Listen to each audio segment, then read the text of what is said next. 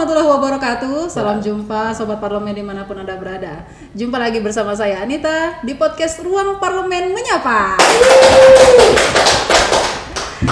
Ya, hari ini hari yang sangat berbahagia karena DPRD Rejang Lebong baru saja melaksanakan kegiatan reses di semua dapil yang ada di dalam Kabupaten Rejang Lebong dan alhamdulillah berjalan dengan lancar. Bagi yang belum paham bahwa kegiatan reses itu dilaksanakan dalam rangka menyerap aspirasi masyarakat. Jadi apa aja yang dibutuhkan oleh masyarakat disampaikan kepada para wakil rakyat dalam kegiatan reses. Nantinya semua aspirasi yang ditampung akan dimasukkan ke dalam pokok-pokok pikiran yang akan diajukan nih untuk direalisasikan. Nah, mudah-mudahan apa yang menjadi kebutuhan utama masyarakat ini dapat segera terrealisasi di pencairan anggaran berikutnya. Dan hari ini telah hadir bersama saya anggota Komisi 3 DPRD, kali ulangi ya, anggota Komisi 1, sekretaris jatuhnya ya? Ya, Sekretaris Komisi 1 DPRD Rejang Lebong dari Partai Golkar telah hadir bersama saya Ibu Haja Heni Popiani. Assalamualaikum Ibu. Waalaikumsalam. Alhamdulillah. Kemarin Ibu reses di Dapil 3 ya, Bu, ya? Kecamatan PUT. Kecamatan PUT. Dapil 3 itu meliputi kecamatan apa aja, Bu? Dapil 3 itu meliputi 5 kecamatan dari Binduriang, Kota Padang, SBU, SBI, dan PUT. PUT itu maksudnya wilayah Lembak semua ya, Bu ya? Ya, wilayah Lembak. Sebagai seputri asli keturunan Lembak lah jatuhnya Ibu kan, masih ada dalam Lembak ya. Jadi tentunya Ibu lebih pahamlah kultur dan kebutuhan masyarakat di sana. Kalau menurut Ibu sendiri yang menjadi permasalahan dasar di wilayah Dapil 3 itu apa aja sih, Bu? Sebenarnya kalau untuk kita berbicara secara keseluruhan, masing-masing kecamatan itu pasti berbeda-beda kebutuhan dan prioritas. Tapi kalau berbicara secara keseluruhan di dalam kecamatan wilayah Dapil 3 itu, yang jelas satu untuk infrastruktur, yang kedua juga pembinaan mental, dan yang ketiga terakhir ya SDM itu sendiri yang dilibatkan untuk masyarakat dalam mencari pertumbuhan ekonomi yang lebih baik. Tapi kalau kita perhatikan beberapa tahun kesini ya, Bu ya, dibanding beberapa tahun yang lalu, semakin ada progres ya, Bu ya, walaupun tidak 100% gitu kan. Tentunya berkat peran serta dari semua pihak nih, baik itu dari pemerintah, keamanan, dan pihak DPRD tentunya ya, Ibu. Dari sekian banyak nih aspirasi yang disampaikan ke Ibu tentunya dari tahun-tahun lalu, tentunya waktu Ibu baru menjabat kan sampai dengan sekarang, ada nggak sih Bu yang udah terrealisasi yang melalui pokir yang dimasukkan masyarakat lewat anggota DPRD Dapil 3, Bu? Alhamdulillah sebagian kita, karena kita juga waktu kita menjabat juga dari 2019 itu masih bisa kita baru anulir. Mendekati 2020 itu sudah mulai kita COVID dan kita sama-sama tahu bahwa ada pemotongan dana yang mengakibatkan kita sendiri untuk action itu agak berkurang. Tapi secara perlahan apa yang menjadi keinginan masyarakat itu memang tidak semua kita penuhin, tapi yang lebih urgent kita utamakan. Alhamdulillah sudah terpenuhi dengan bantuan dari eksekutif dan juga dari rekan-rekan Dapil 3. Di antaranya Bu, kalau ada yang ini pembangunan jalan, kalau untuk hibah itu banyak, masjid-masjid sudah lumayan, masing-masing kecamatan memang tidak semua desa, tapi kita seperti kami sampaikan tadi, utamakan. Mungkin ada yang lebih parah, kita utamakan untuk pembangunan, itu kan berhubungan dengan pembinaan mental juga. Sedangkan untuk jalan, alhamdulillah untuk tahun ini 24M dialihkan untuk daerah Lembak. Wah, luar biasa. Mudah-mudahan nanti pembangunan yang telah dilakukan oleh pemerintah walaupun belum memuaskan 100% ya harapan masyarakat dapat dimanfaatkan dan dipelihara tentunya ya Bu ya. Nah, sekarang nih kita pengen ngobrol lebih jauh tentang Ibu sendiri nih. Ya, selama ini kan kita taunya ibu anggota DPRD aja pokoknya kan, dan ini momen pertama kalinya Ibu terjun ke politik dan langsung masuk ke DPRD. Ini periode pertama Ibu di DPRD. Apa sih yang melatar belakangi Ibu ingin terjun ke dalam politik nih, Bu? Sebenarnya ini kalau dibilang eksiden salah, tapi semua sudah takdir ya Mbak ya. Jadi kemarin itu 2019 itu adalah keterwakilan perempuan. Di keterwakilan perempuan itu kita diminta untuk 30% agar bisa maju ke pencalonan. Nah, di situ kami hanya melengkapi untuk keterwakilan perempuan. Tapi dengan berjalannya waktu, kita turun ke lapangan ternyata timbul suka untuk ikut bergabung dengan teman-teman ataupun ikut bersama dengan masyarakat. Akhirnya dari hati kecil sendiri itu kok enak ya kita kenal sama masyarakat, dan kok enak ya kita tahu daerah-daerah yang mana yang bisa kita bantu ataupun yang memang perlu bantuan. Akhirnya itulah yang menjadi dasar saya betul-betul terjun ke politik. Tapi kan Bu, kalau perempuan untuk di mata masyarakat sendiri, karena ini udah menjadi budaya gitu kan, karena biasanya laki-laki ini lebih banyak dipandang, lebih banyak orang menilainya lebih cocok untuk jadi pemimpin, sedangkan kalau perempuan ini kita selalu ya istilahnya nomor 2 lah Bu. Apa sih yang bikin Ibu jadi yakin wah saya bakal menang nih? Kita tidak ada di hati kecil itu, tidak ada yang mengatakan bahwa kita menang, tapi kita usaha. Apapun cerita kita lakukan, yang penting kita jangan mundur. Sudah jalan, ternyata ini mengesankan, karena kita akhirnya tahu, oh iya selama ini mungkin kita cuma tahu daerah yang hanya di tengah-tengah kecamatan. Ini kita tahu, oh ternyata di daerah sana banyak yang bisa diolah. Ternyata di daerah sana banyak kekurangannya di dalam fasilitas pemerintahan daerah begitu ya, termasuk sekolah. Jadi akhirnya kita jadi keluar sendiri bahwa perempuan itu juga bisa. Dalam artian ya otomatis waktu dalam ini sebagai seorang istri, sebagai seorang ibu, kita harus membagi waktu. Dan juga sebagai seorang perempuan bukan berarti kita lemah. Bukan berarti kita lemah bahwa kita tidak punya SDM misalnya seperti itu. Terkadang perempuan lebih sering merasa nanti saya tidak diterima dengan masyarakat. Iya betul. Tapi jangan salah, di antara masyarakat itu kan ada perempuan.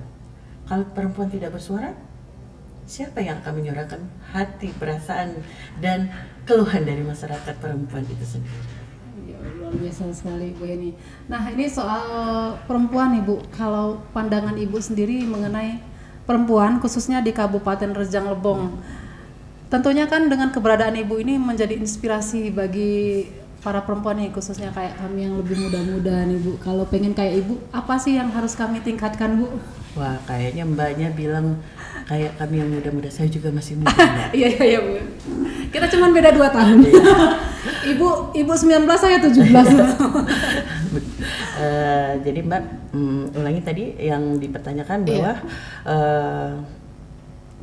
bahwa apa tadi? Kiat-kiat kami nih Bu, ya biar bisa istilahnya kita tuh mempunyai mental yang kuat gitu untuk berani maju gitu dalam hal apapun termasuk politik gitu Bu. Yakin bahwa kita bisa, yakin bahwa kita punya kemampuan. Jangan memandang rendah siapa kita, karena di balik kelemahan kita itu pasti ada kekuatan. Nah, begitu juga Mbak tanya, gimana ya Bu kiat dan tulus dalam bekerja? Karena setiap orang itu akan bisa menilai siapa diri kita, siapa diri apa yang kita bisa tampilkan. Kalau kita sendiri menilai tidak bisa, tapi masyarakat yang menilai. Mungkin itu kiat-kiatnya yang kalau saya lebih pada yakin dan tulus kepada kegiatan kita. Yakin dan tulus intinya ya Bu ya. Yakin kalau kita ini bisa. Karena kebanyakan kita udah minder duluan. Ya, apalagi banyak lagi ini ya yang seperti kata Mbak pertama tadi bilang, kalau laki-laki kita di nomor 2 kan. Kenapa harus di nomor 2 kan? Di balik laki-laki yang sukses ada wanita yang mendampingi. Iya, luar biasa. biasa. Nah, Bu, kita kembali lagi nih, kan Ibu tadi sempat bilang bahwa kita nih harus membagi waktu antara sebagai pekerja, kemudian juga sebagai ibu ya, dan sebagai istri. Nah, Ibu kan saat ini statusnya istri prajurit nih. Ya. Ya. Dengan tugas yang sangat padat di organisasi, Bu. Jadi membagi waktunya itu gimana loh, Bu? Mbak, kita sekarang sudah dihadapkan kepada yang namanya sistem IT, sudah mulai kepada IT dan kemudian kepada ya sosial media ya. Nah, selama ini karena seperti Mbak sampaikan bahwa saya tidak berada di tempat karena posisi sebagai istri prajurit, bukankah selama ini kita bisa menggunakan Media WA, ya, Facebook, bahkan Instagram kan. Jadi selama ini apalagi untuk daerah dapil kita 3 itu ya lumayan untuk ke bawah. Jadi bukannya mereka tidak mau untuk ke bawah ya untuk menyampaikan aspirasi, tapi lebih kepada ketepatan waktu ya. Jadi pokir yang banyak disampaikan kepada kami itu by WA. Oh. Jadi kami pun berkoordinasi, ya alhamdulillah eksekutif sangat membantu. Jadi kan tidak mesti harus datang ke kantor. Kita sekarang bisa komunikasi dengan komunikasi yang baik melalui pembicaraan secara WA ataupun telepon ya. Terima kasih juga saya sampaikan di sini kepala dinas OPD yang selama ini sering bergabung dengan kami sebagai mitra, sangat respon dengan kami. Terima kasih. Ya, berarti walaupun posisi jauh tetap berjalan semuanya Ibu ya. Yeah. Baik itu di organisasi Persit sendiri Ibu. Ya, betul. Kan istri prajurit ini banyak juga Bu ininya kegiatannya Bu. Iya, tapi Mbak yakinlah apa yang kita jalani itu tidak akan mempengaruhi sesuatu.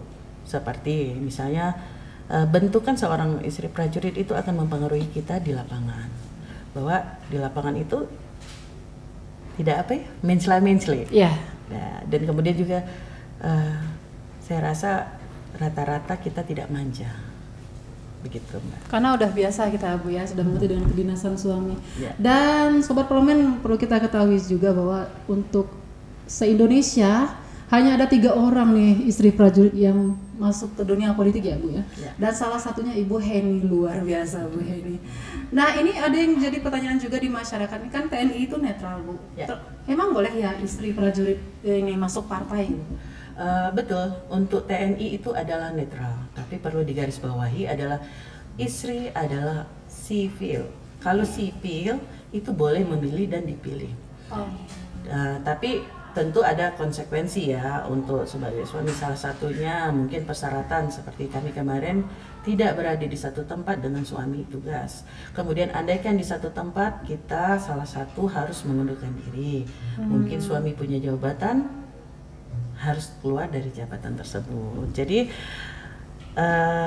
untuk masuk ke dalam ranah politik itu bukan semerta-merta kita diterima, tidak. Harus ada pengawasan. Begitu juga mungkin kalau teman-teman sudah pernah ke rumah saya, itu tidak pernah ada satupun yang namanya baju dinas ataupun foto dinas Atribut dinas. Betul. Jadi tentunya bagi istri-istri prajurit yang berada di luar sana gitu, yang ingin ikut berpolitik, pengen kayak Ibu Heni juga, termasuk saya sebenarnya pengen juga ya Bu ya. Mudah-mudahan suatu hari, amin. Amin. Bu, ya. Ternyata boleh, silakan menyalurkan pemikiran-pemikirannya di wadah politik, tapi tentunya dengan mengikuti jalur aturan yang resmi ya Ibu ya. Betul. Mudah-mudahan. Nah, balik lagi ini Bu, kan pokir-pokir ibu khususnya yang di wilayah Lebak itu sudah banyak yang terrealisasi, dan alhamdulillah sejauh ini masyarakat itu yang merasa cukup puas dengan anggota DPRD yang di Dapil 3. Rencana politik ke depan gimana nih Bu, kalau boleh tahu Bu? Rencana politik ke depan untuk tahun ini saya tidak maju dulu. Lah, kenapa Bu? Karena seperti Mbak sampaikan bahwa kebetulan saya lebih banyak berdomisili di Jakarta, dan kebetulan juga yang lebih memerlukan saya saat ini adalah suami. Saya juga bertanggung jawab kepada masyarakat. Andaikan saya terlalu banyak di organisasi suami, sedangkan masyarakat terbengkalai, saya berdosa kepada masyarakat dan kepada Tuhan. Jadi memang keputusan yang sangat berat. Saya juga sebenarnya sangat nyaman berada di dalam antara masyarakat gitu. Tapi apapun cerita, saya adalah istri prajurit dan saya harus memilih. Tapi sayang sekali loh Bu, kan istilahnya masih banyak nih warga masyarakat yang membutuhkan Ibu tentunya. Gimana nih Bu? Tidak mesti harus menjadi seorang pejabat untuk bisa membantu masyarakat, Mbak. Betul banget nih. Membantu orang nggak mesti harus jadi pejabat. Kena banget Bu. Kena banget dari ini, membantu orang nggak mesti jadi pejabat, betul Bu. Tapi misalnya Bu, misalnya Bapak nih, tapi pensiunnya masih lama ya Bu. Alhamdulillah. Mungkin untuk periode ini belum mencalonkan diri ya, tapi kita tetap terus berharap Ibu kembali lagi deh. Insya Allah. Mbak jangan sedih. Karena masih banyak yang udah mewakili saya. Karena kita merasa ini bukan mau cari muka ya, bukan mau beneran swear. Karena Ibu ini kalau di mata kami ya salah satu anggota DPRD yang cukup sangat peduli lah dengan masyarakatnya Bu ya. Tapi kami berharap suatu hari Ibu bisa kembali aktif di dunia politik Bu, entah itu sebagai anggota DPRD ataupun sebagai yang lain, sebagai bupati, wakil bupati, tidak tertutup kemungkinan ya Bu ya. Amin. Tidak menutup kemungkinan, dan saya sampaikan bahwa saya tidak keluar dari suatu partai politik, tapi saya tetap di partai politik tersebut. Saya dari Partai Golkar, saya tetap di Partai Golkar. Tetap setia di Golkar Tetap ya Bu setia ya. di Golkar. Pesan Ibu, kan sekarang banyak caleg-caleg muda. Terutama buat caleg-caleg perempuan nih yang mulai akan bertarung. Ya, kebanyakan seperti Ibu tadi, ya kami ini cuman mau ngisi 30 kuota aja katanya gitu kan. Kan banyak nih teman-teman saya yang mulai ikut jadi caleg juga. Tapi terus saya bilang, "Oh, caleg iya, tapi cuman ini aja, cuman buat memenuhi kuota aja," katanya. Dapat syukur kayaknya nggak dapat sudah gitu lah. Pesan Ibu nih buat mereka sekali maju itu, apakah kalau mau terjun ya basah lah sekalian gitu kan istilahnya. Anggaplah itu suatu permainan. Kalau permainan itu bisa menang bisa kalah. Kalau kita menang alhamdulillah, kalau kita kalah kita tidak stres.